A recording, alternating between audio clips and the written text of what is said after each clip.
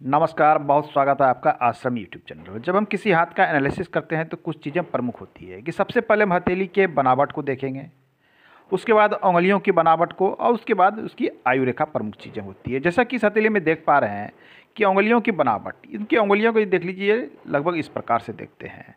तो यदि हथेली में किसी जातक की उंगलियां लगभग एक सीध से प्रारंभ होती है तो ये उस जातक के लिए बहुत ही अच्छा माना जाता है। ऐसा माना जाता है कि ऐसे व्यक्ति हर फील्ड के लिए फिट होते हैं। ये किसी भी क्षेत्र में कार्य करें वहाँ के लिए ये फिट माने जाते हैं। हालांकि इस हथेली में बिल्कुल ऐसी स्थिति नहीं दिख रही है। दो उंगली ये यहाँ से शुरू हुई है, छोटी उंगली यहाँ से शुरू हुई है और अनामिक ये तर्जनी उंगली इस जगह से स्टार्ट हुई है। मतलब थोड़ा सा ये राउंड शेप में है, बहुत अधिक नहीं है ना ही बहुत अधिक स्ट्रेट, ये मिला जुला सा फल देगा। तो यदि किसी की एक सीध से शुरू होती है तो ऐसे व्यक्ति मल्टी टैलेंटेड होते हैं, हर क्षेत्र में कार्य करने के लिए प्रयुक्त होते हैं, कहीं भी अच्छी प्रकार से कार्य करते हैं। उसके बाद उंगलियों की लंबाई महत्वपूर्ण होती है। जैसा कि इसमें देख रहे हैं कि तीन उंगलियां बिल्कुल ये एक दूसरे से चिपकी हुई है, एक दूसरे से ये तीन उंगलियां। लेकिन ये छोटी उंगली यहाँ से अलग है। ये क्या दर्शाती है?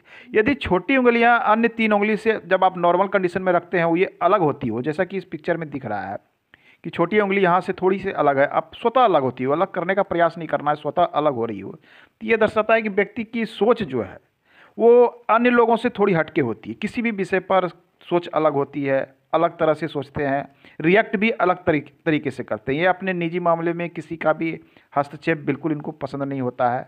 इस प्रकार की चीज़ें दिखती है यदि आपकी कनिष्ठिका उंगली अन्य चीज़ों से अलग होती है। थोड़े से हट के सोचना, हट के बात करना, बोलना, इस प्रकार के नए तरीके से कार्य करना, नए सोच वाले व्यक्ति, ये चीज़ें देखी जाती है।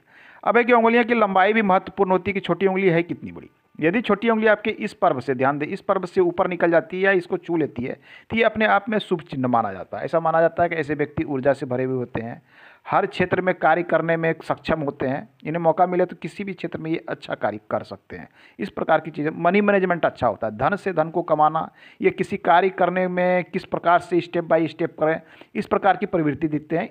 इनको अच्छी तरीके से आता है किस प्रकार से कार्य को निपटाया जा सकता है। कोई भी कार्य हो, इनके लिए बड़ी चीज़ नहीं है, उसे करने में ये सक्षम होते हैं।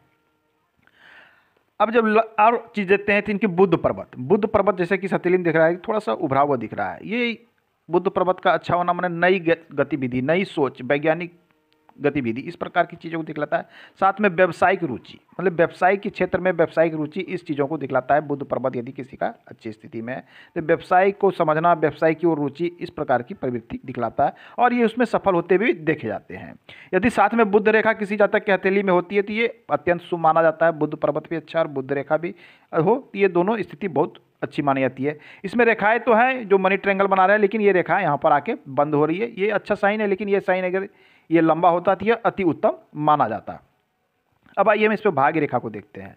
जब इसकी भाग्य रेखा को देख रहे हैं तो बिल्कुल यहाँ मणिबंध के ऊपर से निकल के साफ सुथरी अवस्था में शनि पर पहुंचती है। थोड़ी सी धुंधली होती है, थोड़ी सी धुंधली, एक शाखा इधर जाती हुई नजर आती है, एक शाखा इधर जाती हुई नजर आती है। तो ये अपने आप में एक शुभ चिन्ह माना जाता है कि यदि आपकी भाग्य रेखा बिल्कुल साफ सुथरी अवस्था में बढ़े और आगे जाके ये दो भागों में बढ़ जाए, जैसा कि इस हथेली में दिख रहा है, तो ये अति शुभ चिन्ह माना जाता है। ऐसा माना जाता है कि ये भाग्य रेखा इनका शुभ और अच्छी अवस्था में चल रहा है, लेकिन इनको धन का जो स्रोत होगा वो एक से अधिक स्रोत हो सकता है। ये दो स्रोत हो सकते हैं और अधिक भी हो सकते हैं। मतलब धन के आगमन के स्रोत अधिक होना ये दर्शाता है। साथ में आपके पास धन का, शनि पर यदि कोई रेखा पहुंच जाती है तो ये स्वतः हो जाता है कि धन का आगमन आपके अंदर में धन का आगमन तो होगा, धन का प्रवाह जीवन में बढ़ा रहेगा, तरलता बनी रहेगी, धन संबंधी समस्या आने की संभावना बहुत कम बनती है। अब है कि धन कितना आएगा ये आपका शनि पर्वत बताएगा। शनि पर्वत की स्थिति क्या है? शनि पर्वत यदि शुभ अवस्था में है, शनि कर्म के देवता हैं, शनि जो है न्याय के देवता माने जाते हैं, ये कार्य क्षेत्र, कर्म का क्षेत्र, भाग्य का क्षेत्र माना जाता है। तो शनि पर्वत अच्छी अवस्था में होना मतलब आपका धन का प्रवाह जीवन में अधिक होगा, कार्य करने की ऊर्जा अधिक होगी, तरह तरह के कार्य करेंगे, कई क्षेत्र से धन का आगमन होगा। इस हथेली में जब देख रहे हैं तो शनि पर्वत सामान्य अवस्था में दिख रहा है, थोड़ा सा दबा हुआ है। मतलब ये ना ही बहुत मजबूत है ना ही बहुत कमजोर है, ये सामान्य अवस्था इसे मानी जा सकती है ऐसा जो पिक्चर में दिख रहा है उसके अनुसार। तो इसके फल भी यहाँ पर आपको ना बहुत बुरे भी नहीं, बहुत अच्छे भी नहीं, सामान्य फल मिलेंगे। हालांकि भाग्य रेखा मजबूत है तो ये फल अच्छी मिलने की पूर्ण संभावना यहाँ बन रही है। अब जीवन में एक चीज़ महत्वपूर्ण हो जाता है गुरु। जब गुरु पर्वत को देखते हैं तो गुरु पर्वत सामान्य से अच्छी अवस्था है, मतलब समाज में पद प्रतिष्ठा, मान सम्मान, इन चीज़ों को मिलेगी। गुरु पे एक प्रमुख रेखा इनकी दिख रही है कि यहाँ से इस प्रकार से एक रेखा जा रही है जिसे महत्वाकांक्षा की रेखा कहते हैं।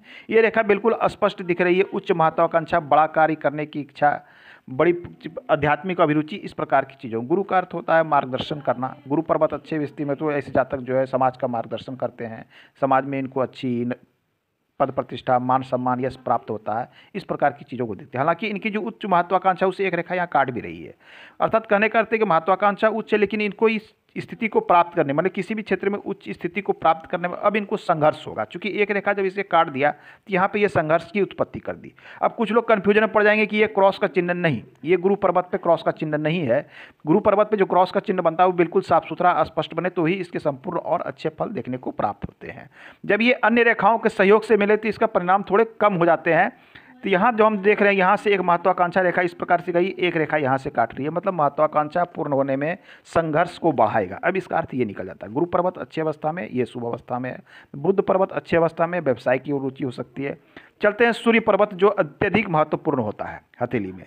सूर्य कहते हैं कि सूर्य रेखा जितनी लंबी होगी, जातक सफल उतना अधिक होगा जीवन में, उतनी अधिक ऊर्जा होगी, उतनी जल्दी सफलता मिलेगी, उनको लाभ अधिक होगा, राज्य द्वारा लाभ, सरकार द्वारा लाभ, शासन प्रशासन की अभिरुचि या किसी भी क्षेत्र में कार्य करें। सूर्य रेखा जिस जातक की अच्छी अवस्था में होती है उनकी प्रगति जल्दी होती है, उन्नति जल्दी होती है। धन से जोड़कर सूर्य को नहीं देखा जाता है, लेकिन उन्नति, प्रगति और आपका समाज में कितना यश होगा, आप कितने लोगों का नेतृत्व करेंगे, लोग आपका कितनी मानेंगे, इस प्रकार की चीज़ों को लोग जोड़कर देखते हैं। सरकारी नौकरी को भी देखा जाता है, क्योंकि ये शासन प्रशासन और राज्य द्वारा लाभ को दिखलाता है। लेकिन सूर्य रेखा यहाँ छोटी अवस्था में, इनको सूर्य से संबंधित कुछ उपाय करना चाहिए। साधारण उपाय, जल को, सूर्य भगवान को जल अर्पण कर सकते हैं, गायत्री माता के मंत्र का जाप कर सकते हैं। ये साधारण उपाय करें, कुछ ना कुछ इन्हें लाभ अवश्य प्राप्त होगा। तो कुल मिला के हथेली की स्थिति अच्छी है, सामान्य से अच्छी। हथेली में कुछ चीज़ें और भी है जिसकी चर्चा हम अगले अंक में करेंगे। ऐसे हालांकि थोड़ी सी शुक्र पर ध्यान दे तो शुक्र अच्छी अवस्था में, शुक्र पर्वत जब अच्छे अवस्था में है तो अर्थात ये होता है कि इनके जीवन में भौतिक सुख सुविधा, भोग विलास, अच्छे खान पान, रहन सहन, इन सब चीज़ों को दिखलाता है शुक्र, मतलब भौतिक सुख सुविधा इन्हें अच्छी प्राप्त होगी। शेष की चर्चा हम अगले अंक में करेंगे। आज के अंक में इतना ही, धन्यवाद।